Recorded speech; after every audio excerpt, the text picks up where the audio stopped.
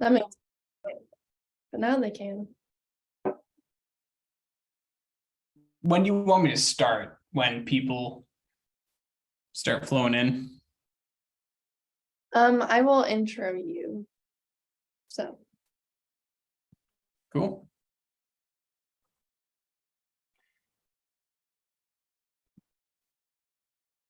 Hello, everyone.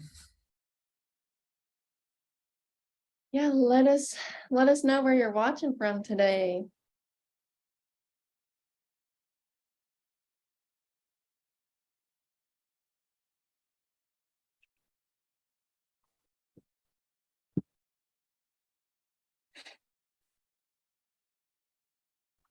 Bennington, Nebraska. Nice.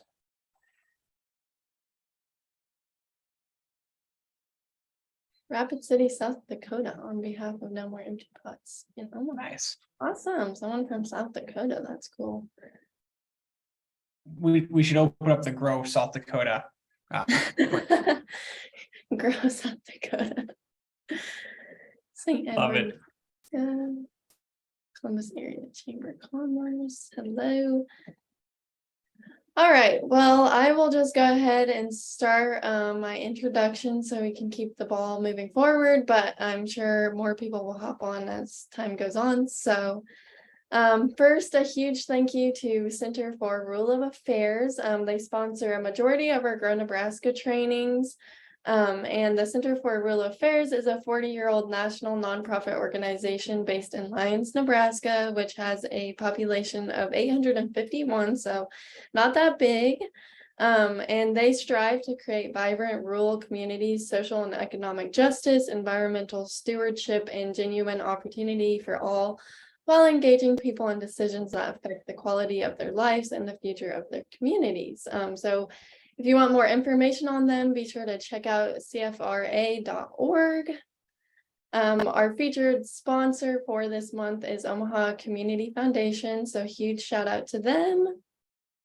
And our featured member is Kearney Area Chamber of Commerce, who we work with quite a bit, and they actually joined Grow Nebraska in 2010, so about 13 years that they've been a member, so super cool. And then this week's presenter is Adam Kroft of redthread. So hello, Adam. Hi, Zoe. Okay, I will let you take over then. Awesome. Okay. Can you guys play? Okay, can you guys see that okay? Cool.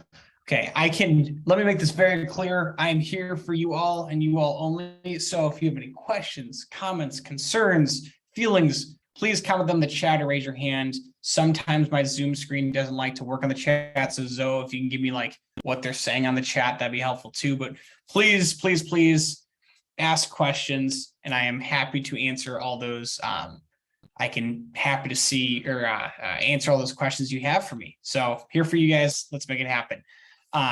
So before I get started on just like the point of why you're here to talk about websites, SEO, I just want to give you like a 2-minute overview as to who am I, what do I do for a living, and I'll talk about what we work on from there. So welcome to maintaining an effective website that really works. My mom said I'm doing a good job at this, so I figured that gave me enough credibility to be up here today. So the 3 topics we're going to cover today, my super top secret process to building a great website. So when I say top secret, it's just redthread's secret recipe. I'm unveiling it today. It's like the secret Coca-Cola recipe. We're showing that off today. The do's and don'ts of website creation. I can give you like some general notes as to what that looks like, but if you have specific questions, love to answer those as well. And then I want to get my website at the top of Google. Dang it. How do I make that happen? Well, I can give you some tips and tricks about how to optimize SEO. And at the end, I have a goal free offer that I'll talk to you guys about, and we'll go from there. So who am I? Well, I run a company called redthread. So how did I get started at redthread, and what is redthread all about? So simplest form, we're a creative advertising agency, but I believe we're way more than that. So I want to share that story with you.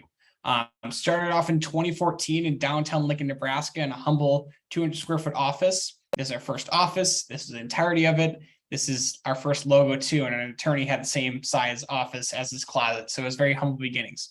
Now in 2023, we have a lot more people from all different walks of life, from Buffalo, New York to Scottsbluff, Nebraska. We have an amazing group of employees who just come here to kick butt every single day. How do I summarize our success over about 9 years of work? We're lucky enough to be Inc. Magazine's 4,488th fastest growing company in America and number 112 in the Midwest. So doing cool stuff. What we do is we don't do just websites. We build full marketing campaigns. And what we do is we build customized ones to solve all of our clients' problems. So what does it actually look like? We realize that every business we work with is different, but generally shares the same goals. So instead of just websites, we build marketing campaigns to help solve customer acquisition, retain employees. We do that for a lot of companies out in Western Nebraska. Brand awareness, we need to make sure people know you exist. Decision maker lead generation, employee recruiting, all different types of or walks of life. And I can talk about those later if you have curiosity, but websites are about 20% of our business, but I can talk about whatever you guys would like. Give you an idea if we work with anyone from Acres Equipment to YouTubers in Team Trees, which is a cool initiative, to Google, to Chief, to attorneys, to restaurant groups. We really tackle it all. Other stuff we do, video, social media, digital marketing, websites, design, branding. And how do I summarize everything we're all about? Our vision statement is to rid the world of shitty advertising. So let's get started, and I want to talk about websites today. So goal of this is to maintain an effective website that really works. So again, like I talked about, we're going to cover is processes, do's and don'ts, and how do I get my website to the top of Google. So like how to make a great website, let's impress your customers and your jealous ex-boyfriend or girlfriend. So this is where you should start taking notes. I'll share this presentation with you at the end, but if you want to jot down your own thoughts, this is a good place to start. So the red thread process, I want to trademark this eventually. So step one is start with a strategy and a goal, right? I see so many times, so many people building a website without a goal in mind. Right now, you've heard a lot of conversation about how long should my website be? How much content should I have on there? The question I would ask you to ask yourself and your staff and your stakeholders, your customers, your friends, your family, before you get started, what is the goal of your website, right? Because a website shouldn't do everything. It should not be everything to everyone. That is a bad plan. I promise you will not accomplish that goal. So when I say a goal of the website, is it an e-commerce type of website? Are we trying to sell a specific product? Are we trying to recruit employees? We build a lot of recruiting websites. So something like KawasakiCareers.com. We do a lot of recruiting work for employee retention for Kawasaki. One of the parts of the campaign we built was KawasakiCareers.com. You can actually go there and learn about how great it is to be an employee at Kawasaki, right? We do that for Lincoln Industries. We're doing that for Grand Island Public Schools. Like we're trying to figure out how do we help recruit employees. Lead generation, right? How do I just capture a lead on a contact form, right? You're selling services to another business. How do I capture their information? Well, let me focus on really just making sure that there's an exchange of information there so we can capture a lead and potentially get them to fill out a form. That's the goal of the Red Thread website. And for a lot of B2B businesses, business to business, that's generally a really good goal. And when I say lead gen, one of my favorite hacks, I don't know if I have this in the presentation, but just want to give you a tidbit, is there's a type of marketing strategy called gated content. So gated content might mean like, let's say you're selling to restaurants, right? Let's say you're selling your pasta to restaurants, right? You make your own homemade pasta, you want to sell it to restaurants. What if you had something on your website that said like, here are the 10 things restaurants should be doing to serve the best pasta to their customers, right? You have that article, but you locked it behind something where they have to give their name, phone number, email to get that article, right? That's called gated content. And that's a really easy hack to generate leads on your website. So it's a very quick example. Let me know if you want to explain more, but lead generation is really important too. Locations visits. I have a retail store. How do I get people to my location? Well, your website should probably be focused on here's how you get to my place, right? Come visit often. Here are hours. Here's our beautiful scenery. You should check this out. Educate customers. You might just want to focus on telling people about your product because they don't understand it. It might be a little bit complex. That's really important. And generally, and here's my comment about ebook/gated content. If you're trying to get someone to fill out a contact form, an ebook is a really great way to exchange that information. Do top 10 lists, top secrets of your industry. Like how do you clickbait someone almost to fill out a contact form? That's a really good, important note of where this could go. So that's process one. There's 10 steps in this process, so we have a lot more to get through. So 2, audit your competitors. there's a great line that somebody told me once of what R&D stands for. Most people think R&D stands for research and development. Wrong. Research R&D stands for rip off and duplicate, right? Because generally speaking, you're in an industry that has competition for most businesses, right? If there's a competitor that's doing it really well, it's okay to grab inspiration from what they're doing and what they're not doing well, right? So if they have a beautiful website, maybe you take inspiration for how they write and present themselves. You really like that user journey. Then I'll go through auditing that competition. 3, build a sitemap. So a sitemap is a step to actually outline the entirety of your website. So there's a program we use called Octopus Do. That's the actual name of the website. So you go to octopusdo.com. Will actually allow you to build out a website. So here's a website we're building for. I can't see my cursor. Sorry, I'd show you, but this is what we're building for Blue Sushi, right? It's a sushi restaurant concept here in Lincoln and Omaha, I believe. And we outlined exactly what they wanted to put on each section of the website. So what's in the top portion? Hero image. Here's location menus. Here's your philanthropy section. Here's your hiring section. Here's your news section. And when you click on those pages, what comes out from there? So actually just build a blueprint as far as what this will actually look like. And Octopus Do is a really great place to start and really how we outline all of our websites.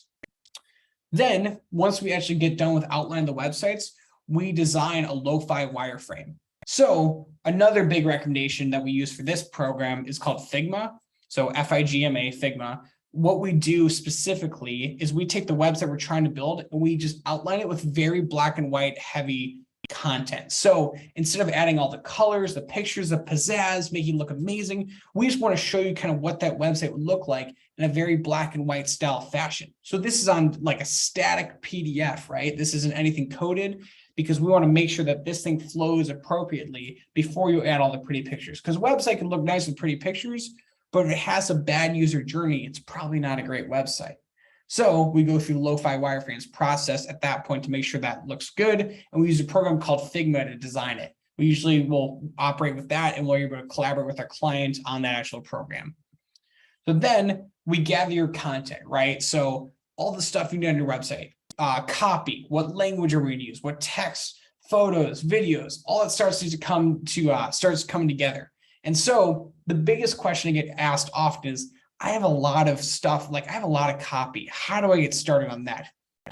This is, I gave this presentation at the Grow Nebraska Conference, Market Tech, like a month or two ago. This is the part I think that blew people's minds. So can you guys comment, chat, what your business is? Like, give me some example of a business and give me like a little bit of details. Like, I'm a pasta company in Bennington, Nebraska that sells to these people.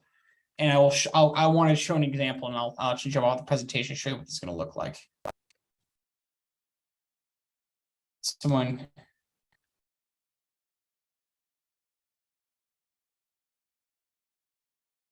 Is there anything in the chat? though? I can't see anything.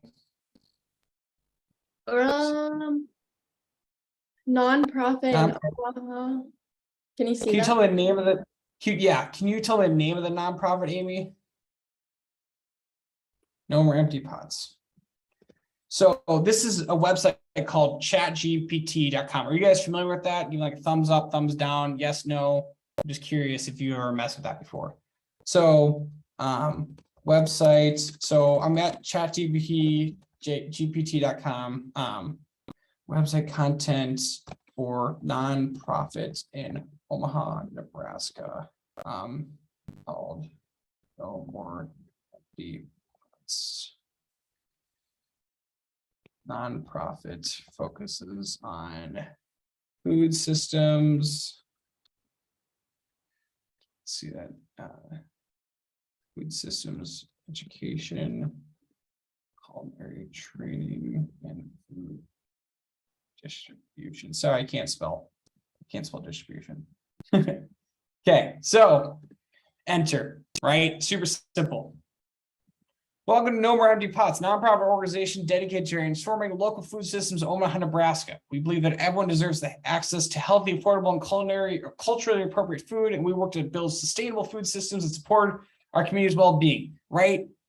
So much content, right? This is all stuff that is not that's not copywritten. Literally, you can cut at this point, you can copy and paste this. Okay. So at that point, copy, paste. So if you need help writing anything, this doesn't have to be website centric.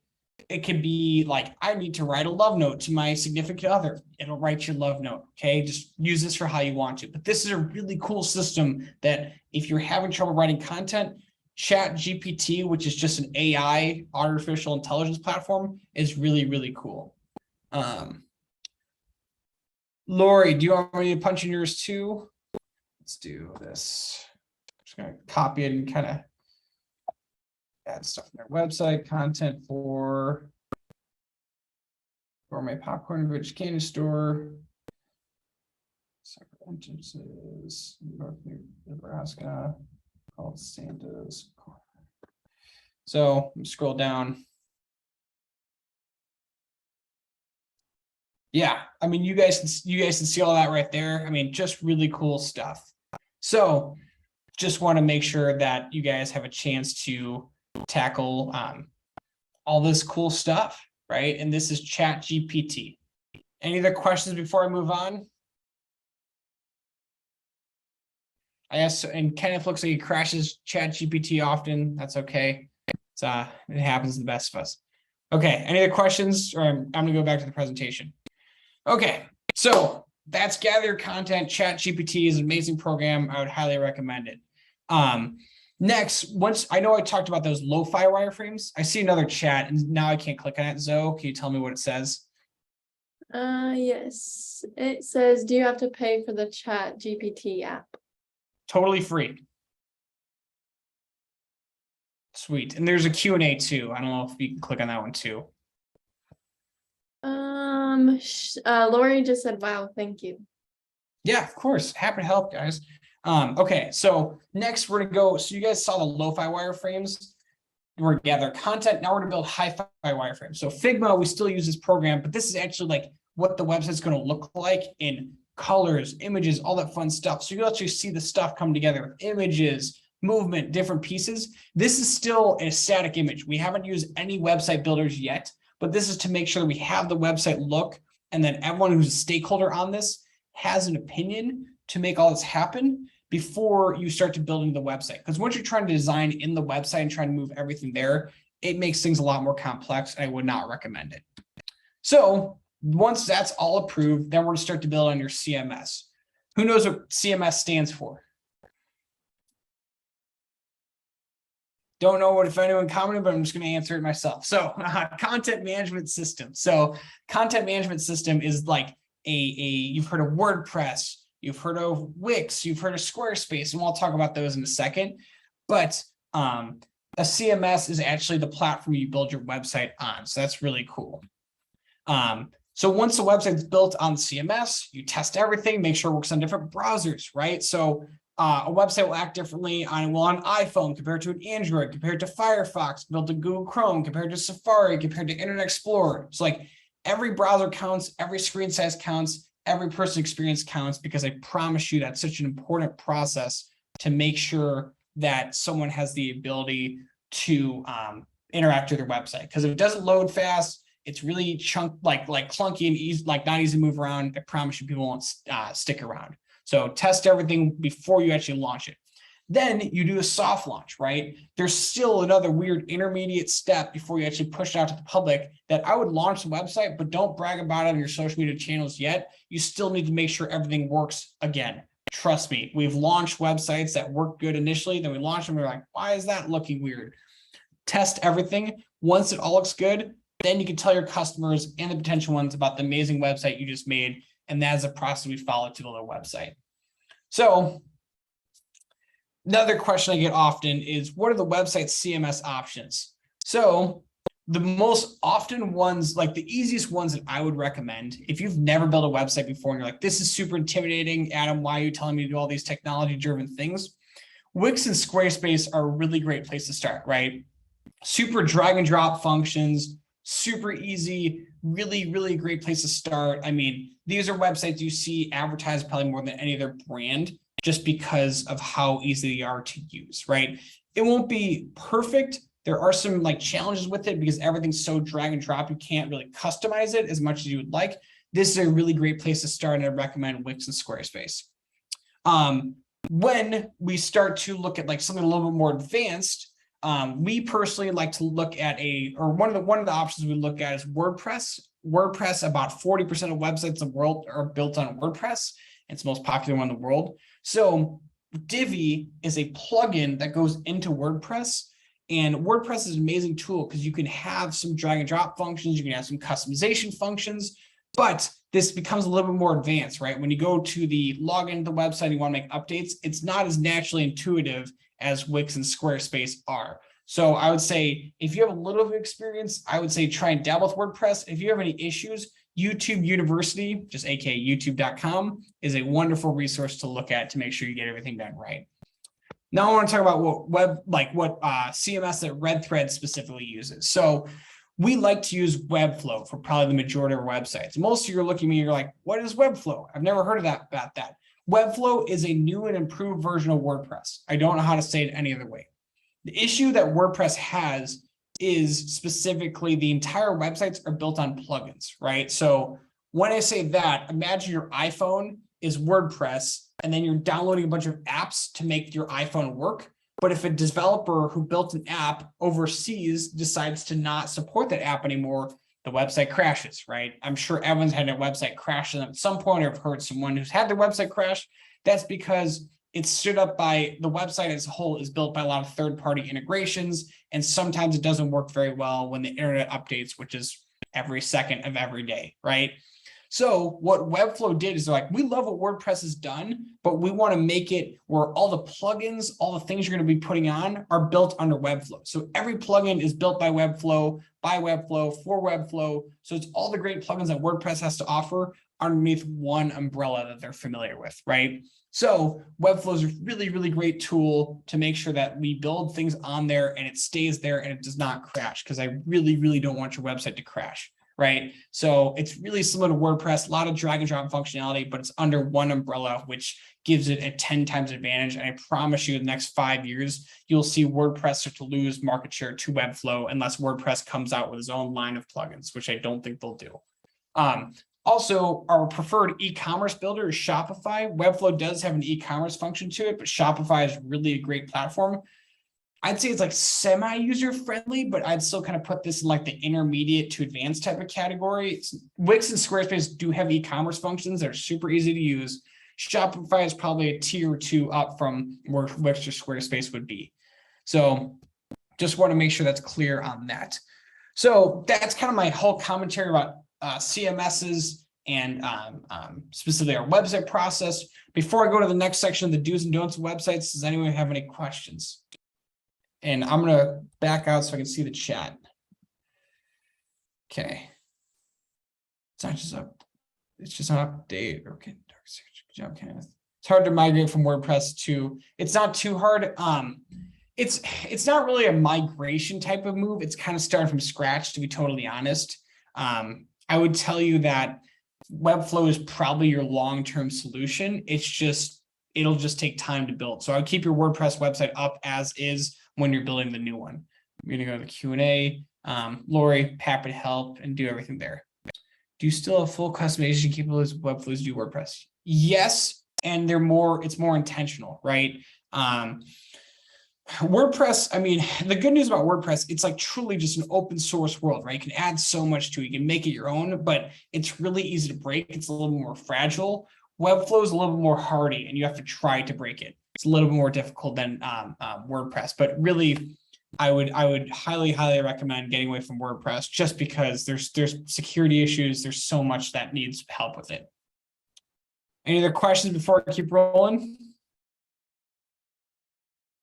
Okay.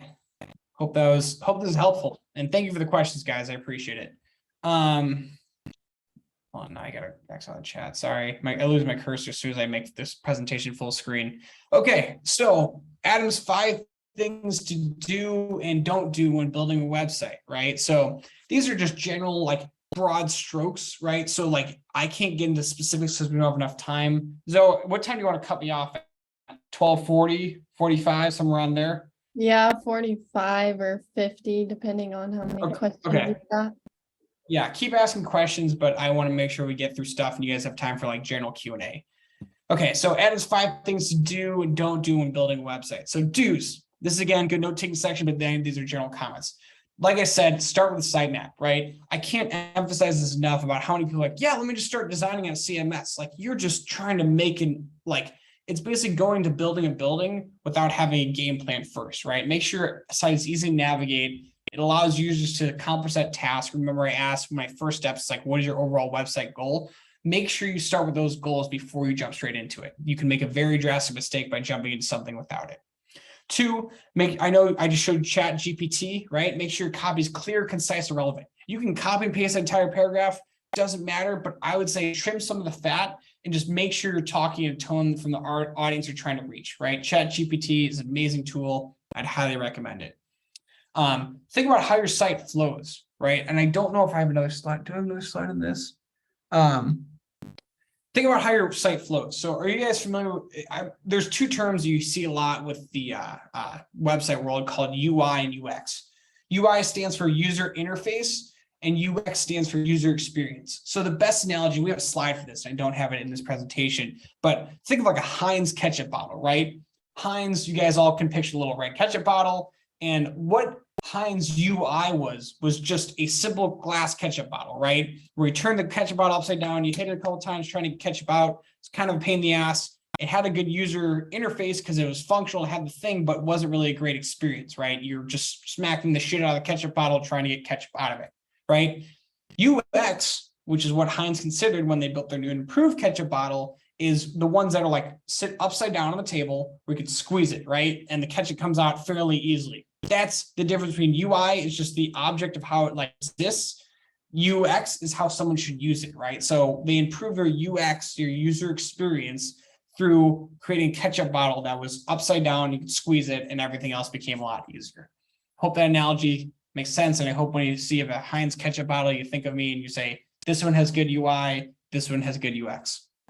And the second one does have good UI and UX. That's what that looks like. So think about how your site flows, right? I don't want, if your goal of your website is to get someone's lead form, please do not put that on like the 5th page. That should be on the page.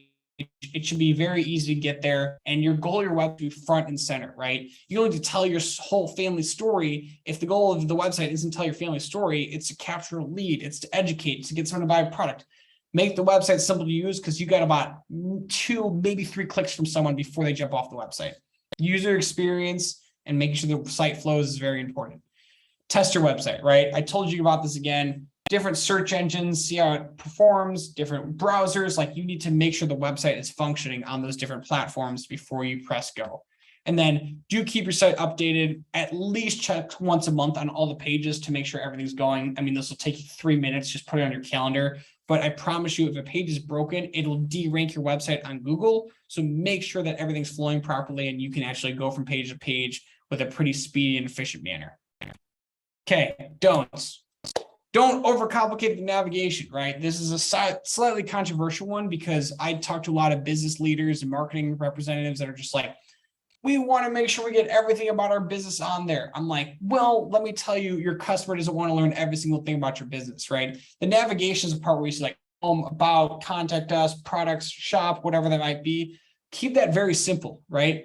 Maybe I'd say keep it a 3 to 5. I wouldn't go over 5, but keep it very straightforward and simple because I promise you, nobody wants to read a small novel. And people are like, oh, that's not true. I'm like, when's the last time you've read someone's website, like the details of someone's website that wasn't your own? It does not happen. Trust me. Don't use pop-ups of block functionality. Again, slightly controversial take. I get really annoyed when you jump to a website like 10% off. And I'm like, I get it, but also I just want to experience the website for a second. You can do a delayed pop-up. There's a lot of plugins and solutions for that, but immediately do not throw a pop-up on there because I just want to make sure someone has a chance like breathe and explore your website. Zoe, can you read the chat for me? Sorry, I can't see it. Yes, let me look here. I thought there's if Kenneth said if they want to do that, maybe just put the links at the bottom. Yeah, I think it's a great idea. I mean, if you want, like, it's called the footer of the website. If you want to put multiple links toward the bottom, you can. I'm curious how many people are clicking on the footer, but that's a good solution as well too. So don't use pop-ups. Kenneth, good suggestion. Feel free to keep commenting on there too. Don't add links that take off your website, right? So one, that kills your SEO ranking because Google's ranking how amount of time somebody's spending on your website. And if somebody wants to get back to your website, will they find their way back? I'm not sure. So when I say build the links in the website, there's a website term called iframes. So what iframes means are like you're taking, let's say you're a real estate company, you want to list some of the local listings in your area. You can integrate that to your website using an iframe, right? There's a lot of solutions there. If you don't want to know more about iframe, just type into Google. It's one word. I like an iPhone and then frame. And then basically what it allows you to do is integrate that stuff in your website so people aren't jumping off, because I want people to spend time experiencing what you have to offer on your website. Don't use full width paragraphs, right? Like I really think that like margins and making sure the text is centered and like actually like readable where it doesn't go edge to edge is really important. I see that mistake a lot in websites, but you should have small little broken chunks of paragraphs, right? A book, you don't want to read a book that's this wide on one page. You want to read a book that's like this wide on one page. So make sure it's easily understood. If you're on a device like a phone or something like that, it's okay, it's passable, but I would say, again, control the margins for how wide your text is.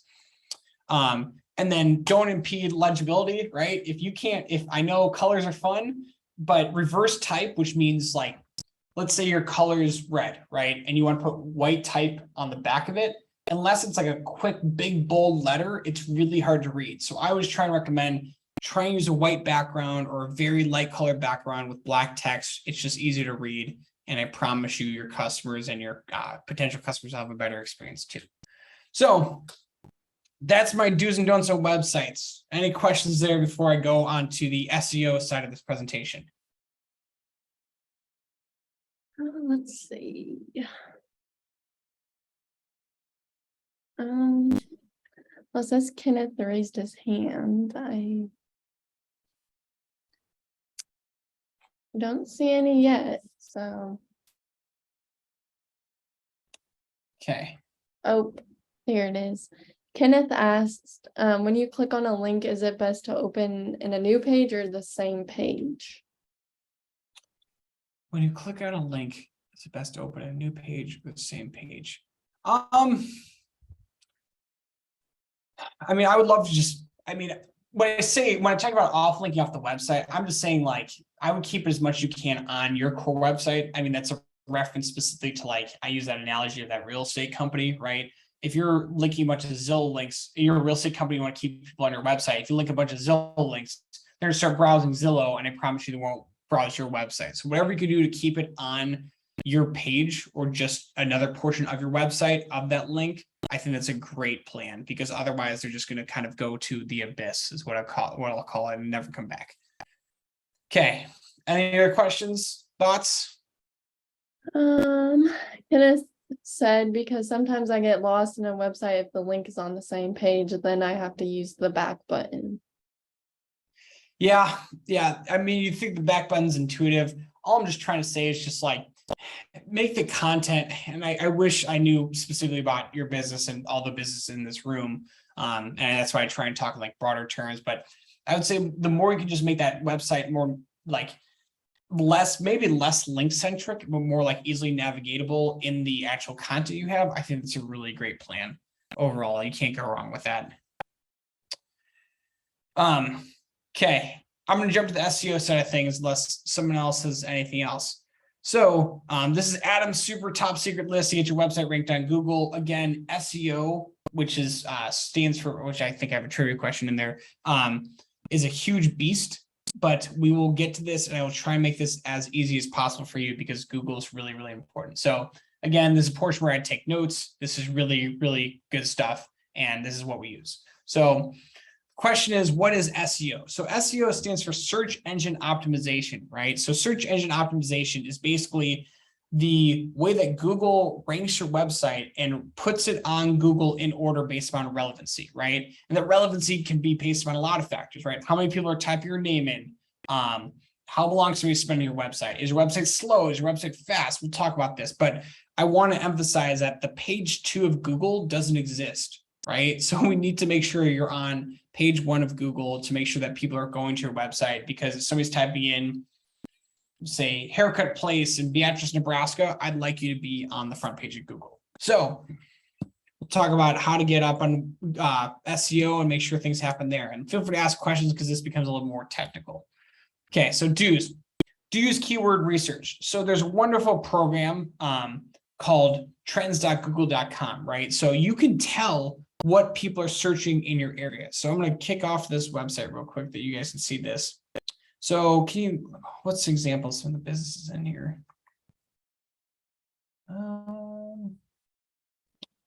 What have we typed in? Columbus area chamber. So what this allows you to do is see if people are actually searching your name there. See, we need like maybe a bigger search term. So let's try nonprofit in Omaha. Come on. Let's see. Can I just write down Omaha?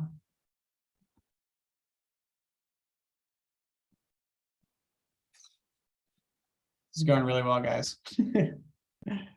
So the term nonprofit in Omaha, right? So you'll see when then this is over the what is this? This is over the past day. Let's go over 12 months, right? So there might be a Give to Omaha day. You see just like things spike. But if you want to start searching like nonprofits giving in Omaha, and you can see when that people want to start searching. I really wish it gave me some details.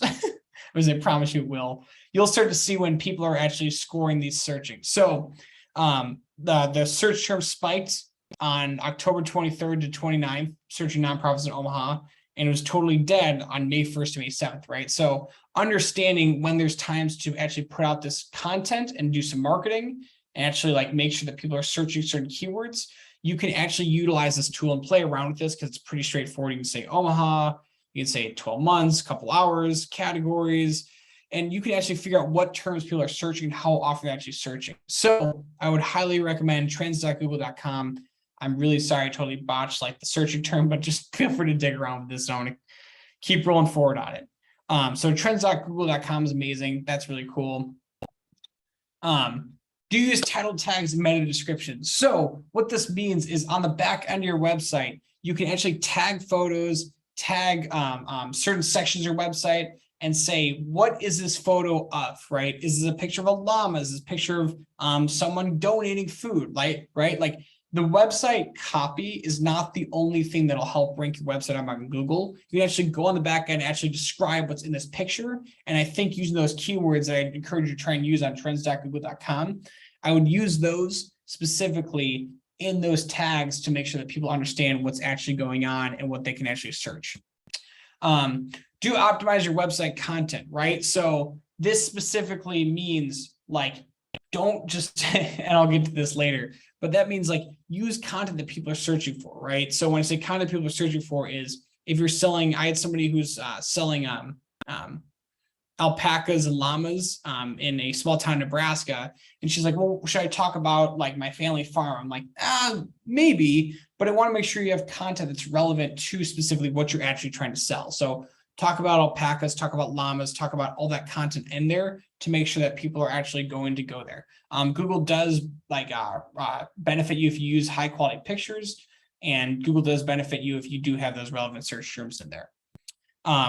Do you use a descriptive URL structure? So when you go to, let's say your website's grownebraska.org, right? /donate, right? Because we're trying to gather donations. If you're saying to donate to a website or to a company or an organization in Kearney, if you have a donation portion and that's a certain portion of your website, Google will direct people directly to that page on your website. So use a descriptive URL, like a descriptive / to make sure that people can find your website there too. That's really, really important. Do optimize your site visuals, right? So I said use high quality images, but there's a certain level, and I don't know what the threshold is because it varies per website, about when it makes your website load super freaking slow. So make sure the files are big, that they look high quality, but make sure not too big where they can't make the website, they make the website slow, right? I would pick speed over image quality, but make sure those site visuals do look really crispy and do look nice. You're using high resolution imagery.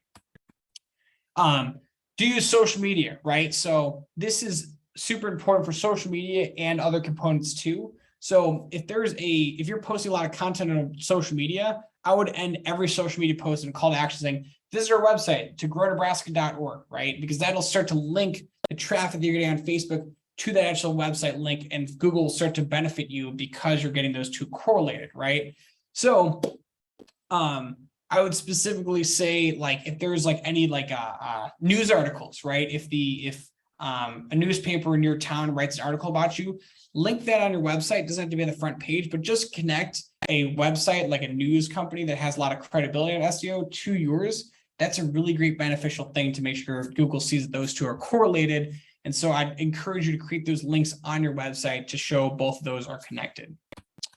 Do make your website mobile friendly. This is a huge one. If your website is not mobile friendly, I promise you, you won't be on the first page of Google unless there's no one else in your market.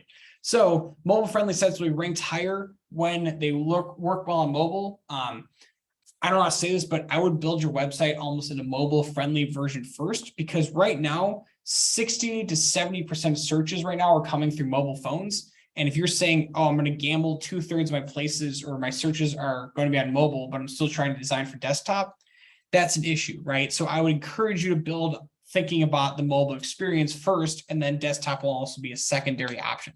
So mobile friendly websites, so important. Most of the website builders, I think all the website builders I mentioned will make it automatically mobile friendly, but please, please, please utilize that to the best of your ability. Okay, let me get into the don't section. Don't use keyword stuffing.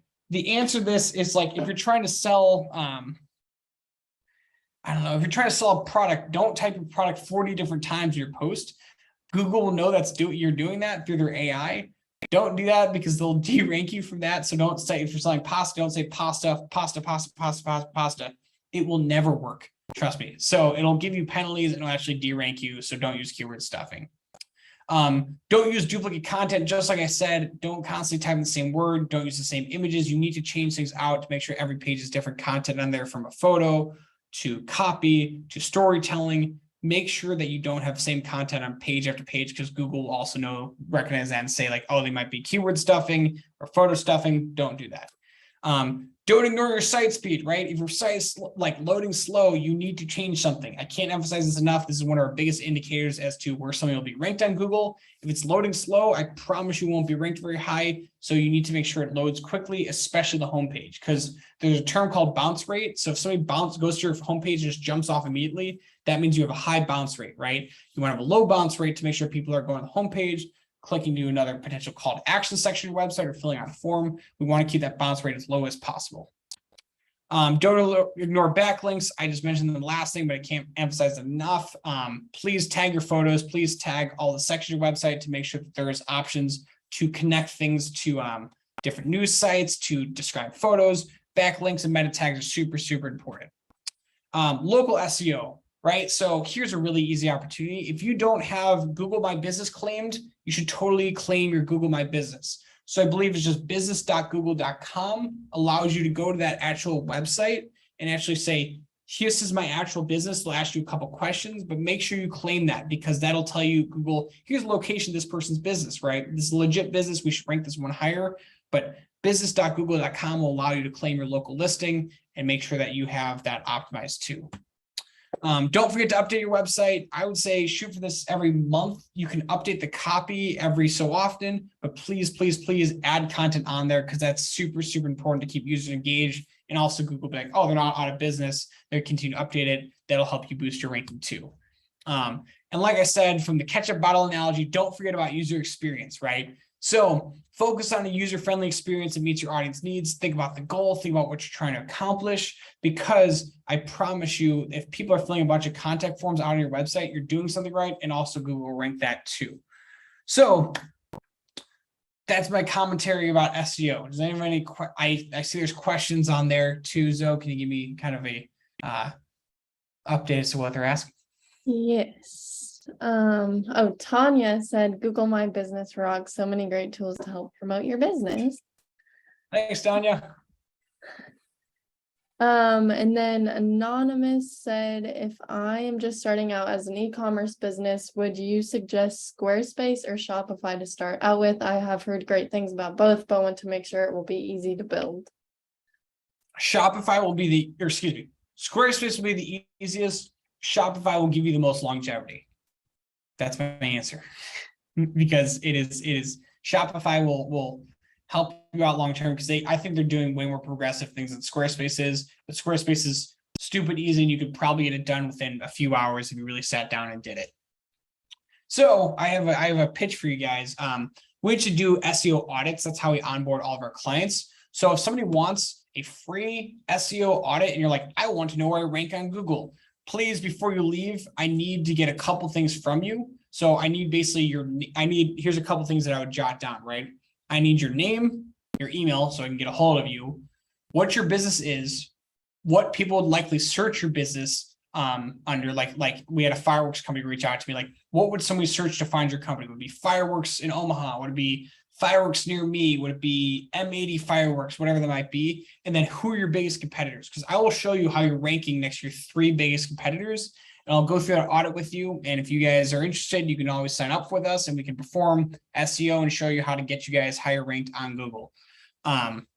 So that is my presentation on website process, SEO, do's and don'ts, and all that fun stuff. So feel free to email me if you want this presentation. Here's my contact info. You can follow me on LinkedIn or Instagram. You can add redthread on Facebook, Instagram, or LinkedIn, or you can email me. But again, if you want an SEO audit or just you want to talk marketing with me, because SEO is and all that stuff is websites and SEO are probably about 20% of our business. We do full-fledged marketing campaigns. Need your name, your phone number, your website, competitors, and some keywords that people will probably search you under, and probably what your most profitable items are at that point. So that's what I got for you today. And feel free to email that to me because I don't know if I'll be able to pull everything from the chat, but write down my email. It's adam@redthreadads.com. And if you guys ever just want to talk full-fledged marketing, I'm totally down for that too. But Zoe, I'll turn it back to you. Okay, I was gonna say there's some chats. Yeah, So I'm gonna stop sharing for 1 second you wanna so I can take- see those. Who My Business Rocks. Question, you say you update your content on your website. If you have a blog, then I frame blog your website. Will go right, guys. Update your website. It is a blog. This is a question for Christian. Is a blog on your website?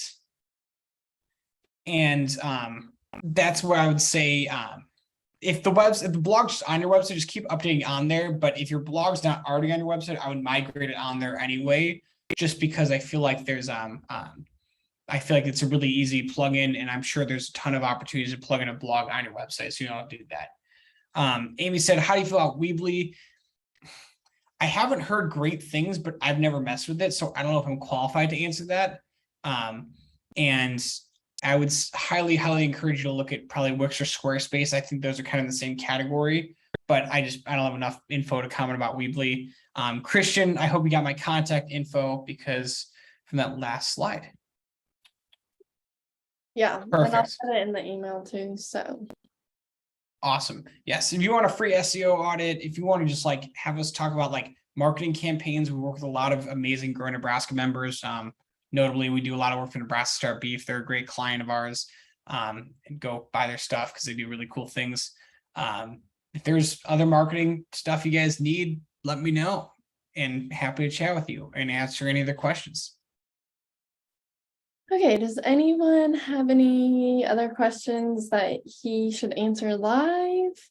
'Cause if not, his contact information will be in the recordings, send out emails, so either way, he will get your question answered.